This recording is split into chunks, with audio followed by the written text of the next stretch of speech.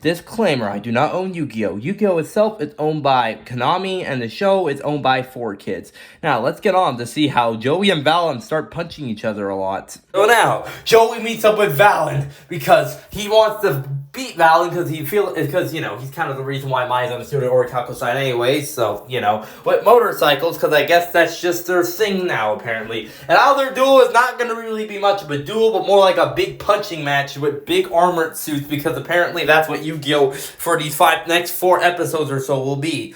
So, that's probably what we spend half the budget on, by the way. Also, apparently his suit of armor is like a computer as well, where he just has all this useless data, like, I don't know, data radar or brain. Why does that say that? What's the point of this? You really need to look this carefully on where you're punching or attacking, for that matter, with Joey's monster in the field. With Valen's monster, his opponent takes damage instead of him. And also, yet more flashback on how I guess Mai was with the Studio Orichalcos with Valen.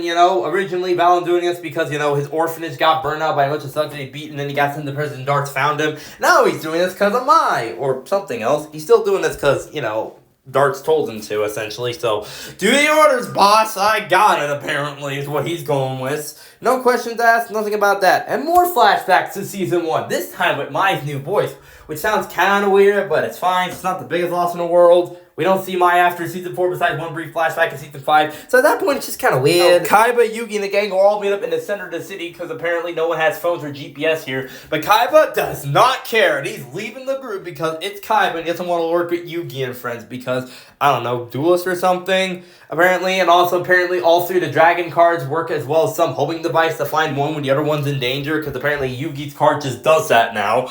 Did you just call him or something? What the heck happened to Valen's face? Look at his eyes. It doesn't look normal. And the outlines around him, it looks so weird, but somehow, it's just so weird, man. Apparently, Kaiba can just buy a car. He might not have his company, but still has millions of dollars in his bank account to buy a Ferrari with $500,000. I definitely don't think that's enough for this car, but hey, it's Kaiba. He can just afford the car. And now Joey, with the help of his trap card, also has a suit of armor.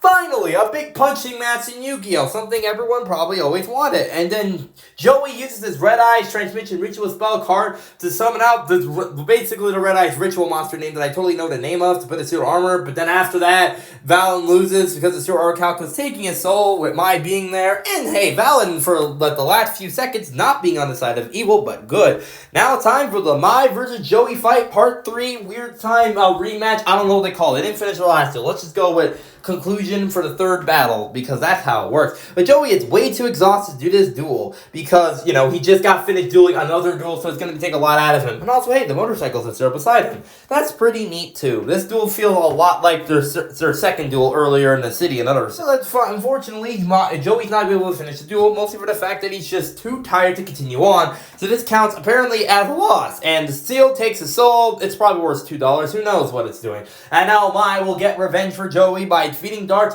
by herself with Joey's card. Spoiler alert, no, sorry about that. And that was the episode. I thought it was a little short, but we're more focusing on the story and not just the dueling, because the dueling, if I had to read the dueling, would take like 40 minutes, but still pretty interesting episode to see Joey and Valen actually finally duel each other and see it mostly as a big punching match, so there's that. And seeing Mai actually finally come back to the light and being freed by the Studio Orichalcos by Joey was very cool to see. So next time for more Yu-Gi-Oh! Dying to Pokemon video games. Until next time, see ya!